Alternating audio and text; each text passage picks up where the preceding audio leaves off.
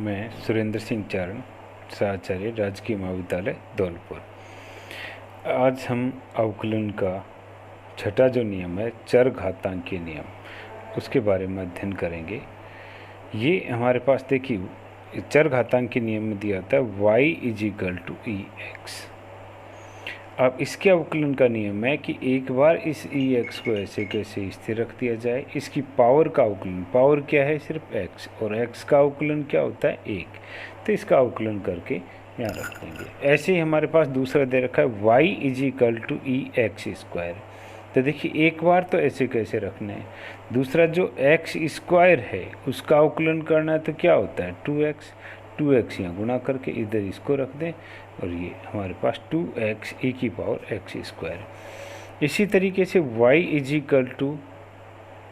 ex² + 2x। तो हम क्या करेंगे? ex² + 2x, यानी एक बार इसको ऐसे कैसे स्थिर रखना है और फिर इसका पावर का करना है। पावर क्या होगी यहाँ पर? 2x + 2x। तो जैसे हम जोड़ बाकी के नियम में करते थे वैसे कर देंगे 2x + 2। ये तो 2x + 2 को ब्रैकेट में रख दिया, इसको इधर रख दिया और इसको इधर रख दिया। ऐसे हम इसका देखते हैं x⁻³ 3। तो एक बार ऐसे कैसे रखा इसको और इसका 3x², तो 3x को इधर रखा। ये बहुत ही सिंपल मतलब चरघातांकीय अवकलन का नियम है। अब दे रखा है फलन के फलन का नियम। फलन के फलन के नियम में क्या दे रखा है कि y फंक्शन ऑफ u और u फंक्शन ऑफ x। तो यहाँ dy/dx करें तो dy को u के सापेक्ष और u को फिर x के सापेक्ष, जैसे हमारे पास इस तरीके से रूट में दे रखा है। तो हम क्या करेंगे? एक बार इसको 1/2 रूट ऐसे कैसे रखेंगे और रूट वाले का जो अवकलन करके ये क्या है? x² + 2x, इसका अवकलन करके 2x + 2 यहाँ रख देंगे। अब ये 2x +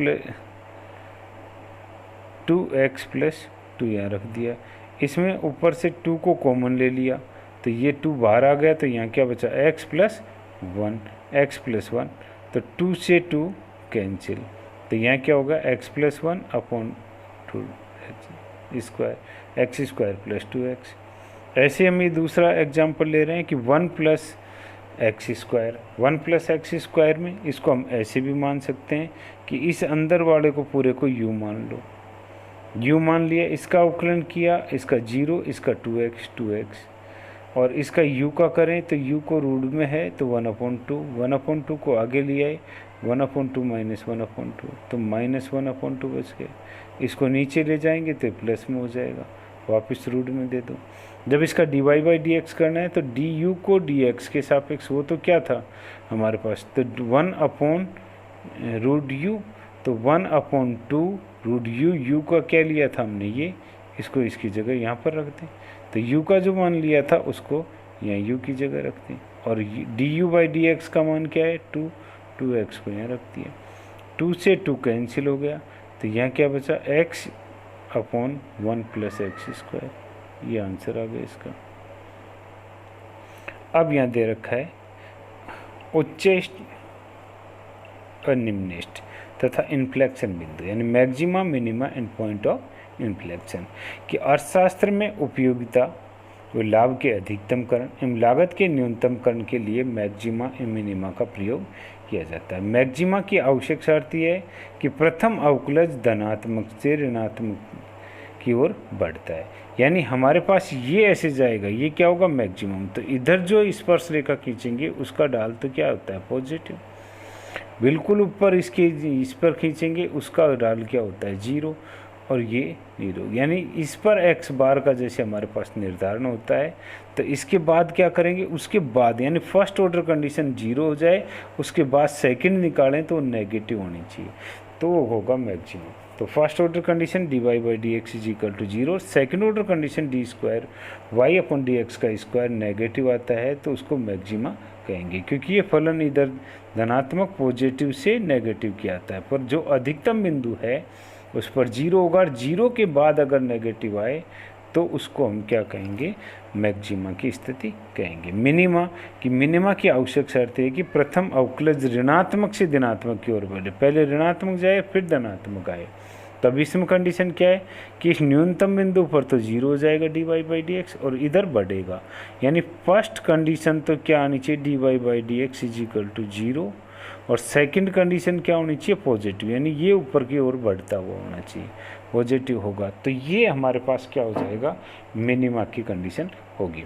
यानी हमारे पास यहाँ है कि फर्स्ट ऑर्डर कंडीशन 0, इसमें भी 0, लेकिन सेकंड ऑर्डर कंडीशन हमारे पास ये निर्धारित करती है कि वो मैक्सिमा मिनिमा। अगर सेकंड ऑर्डर कंडीशन नेगेटिव आई तो मैक्सिमा और पॉजिटिव आई तो मिनिमा।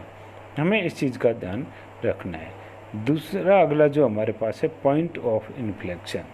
इन्फ्लेक्शन के बिंदु के लिए आवश्यक शर्त है कि वक्र नतोदर यानी कॉनकेव से उन्नतोदर कॉन्वेक्स होता है, अर्थात x बार पर dy/dx is equal to 0 M X bar के पीछे भी पॉजिटिव हो और आगे भी पॉजिटिव हो, तो वो बिंदु क्या होगा पॉइंट ऑफ इन्फ्लेक्शन का बिंदु होगा, यानी पहले भी बढ़ता हुआ हो और बाद में भी बढ़ती हुई स्थिति हो। यानी हम यहाँ कह सकते हैं कि dy/dx इज इक्वल टू 0 और d²y/dx का स्क्वायर भी 0 हो तो उस बिंदु को पॉइंट ऑफ इन्फ्लेक्शन बिंदु कहेंगे। तो हमने 3 जो यहाँ पर देखा मैक्सिमा मिनिमा और पॉइंट ऑफ इन्फ्लेक्शन। देखिए dy/dx इज इक्वल टू 0, ये मैक्सिमा हो मिनिमा हो पॉइंट ऑफ इन्फ्लेक्शन सब में बराबर होगा। अगर d²y/dx का स्क्वायर ज्ञात करते हैं, ये लेस देन है तो मैक्सिमा, ग्रेटर देन है तो मिनिमा इज इक्वल टू 0 है, तो ये पॉइंट ऑफ इन्फ्लेक्शन का बिंदु होगा। अर्थात यहाँ पर सेकंड ऑर्डर कंडीशन ये डिसाइड करेगी, ये निर्धारित करेगी कि मैक्सिमा है मिनिमा है या पॉइंट ऑफ इन्फ्लेक्शन की स्थिति में है। अब हम यहाँ पर देख रहे हैं आंशिक अवकलन। देखिए आंशिक अवकलन जो दिया हुआ है इसमें है जब 2 या 2 से अधिक स्वतंत्र चर हो तथा अन्य चरों को स्थिर रखते हुए एक स्वतंत्र चर में होने वाले परिवर्तन के कारण आश्रित चर में होने वाले परिवर्तन को ज्ञात करने के लिए आंशिक अवकलन का प्रयोग किया जाता है। यहाँ z is equal to x और वाई, एक्स और वाई 2 स्वतंत्र चर है और z है आश्रित चर। अब इसमें क्या करेंगे, एक को स्थिर, जैसे y को स्थिर रखा x में परिवर्तन का प्रभाव z पर देखा, या फिर x को स्थिर रखा और y में परिवर्तन का प्रभाव किस पर देखा, z पर देखा। तो हमारे पास एक को स्थिर रखेंगे, एक का अवकलन करते हैं।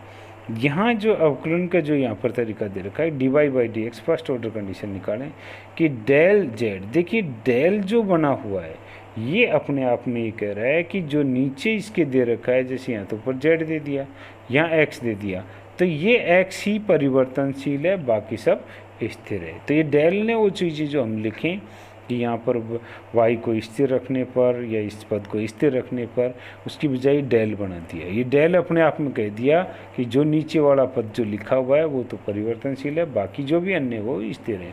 तो यहाँ पर x तो परिवर्तनशील है और y स्थिर है, तो अब इसका संकेत दे सकते हैं। ये नाम इनमें से चारों में से कोई एक याद रख सकते हो आप, जैसे हमारे पास f(x) कह दो इसको, या f(1) कह दो, या ये z(x) कह दो, या z(1) कह दो। तो ये नहीं कि चारों को ऐसे याद रखने हो, हम एक रखना है संकेत। ऐसे अगर y के सापेक्ष किया तो y लगा दो या 2, यानी 1 लगाया था क्योंकि पहला पद था, 2 लगाया इसलिए ये दूसरा पद है। तो यहाँ y लिखो या zx लिख दो, या वो zy लिख दो, या fy लिख दो, या f2 लिख दो, या z2 लिख दो। तो इस संकेत हम इसमें दर्शा सकते हैं इसमें। अब सेकंड ऑर्डर कंडीशन करें तो del square z upon del x का स्क्वायर, यानी x को x के सापेक्ष 2 बार किया गया यहाँ पर अवकलन, कि x को x के सापेक्ष दोबारा कर दिया गया। यहाँ जो हमारे पास जैसे, तो इसके भी संकेत लिख सकते हैं कि f(x)(x), f(1)(1), z(x)(x) या z(1)(1), ऐसे f(y)(y), f(2)(2) लिख दो, या z(y)(y) लिख दो, या z(2)(2) लिख दो। तो ये कि y को y के सापेक्ष किया गया है, या कहीं z को z के सापेक्ष किया गया है, x को x के सापेक्ष किया गया है, इस तरीके से हम संकेत दे सकते हैं। ऐसे हमारे पास दे रखे तिरछे आंशिक अवकलन कि x को y के सापेक्ष, जिसको हमने पहले x के सापेक्ष किया था उसे y के, तो संकेत देंगे xy, यानी x को y के सापेक्ष किया, यानी 1 को 2 के सापेक्ष किया, f12 यानी 1 को 2 के, या fxy यानी x को y के सापेक्ष किया है। तो इसीलिए हम संकेत दे सकते हैं यहाँ पर, जैसे हमारे पास इसमें दे रखा है y को x के सापेक्ष, तो y को x या 2 को 1 के सापेक्ष, या 2 को 1 या y को x के सापेक्ष। तो इस तरीके से हम संकेत दे के ये दर्शा सकते हैं। अब हमारे पास ये एक एग्जाम्पल ले रखा है यहाँ पर। इस एग्जाम्पल को देखते हैं कि जैसे ये दे रखा है z = x²y। तो देखिए यहाँ हम x के सापेक्ष कर रहे हैं, x के सापेक्ष, तो x का तो क्या होगा 2x, और y स्थिर पद है, ऐसे कैसे रखा जाएगा साथ में। ये स्थिर पद अगर प्लस माइनस में होता तो उसका 0 आ जाता है, यहाँ केवल इसके साथ है गुणा में, इसलिए इस पद को इसके साथ ही लिखेंगे।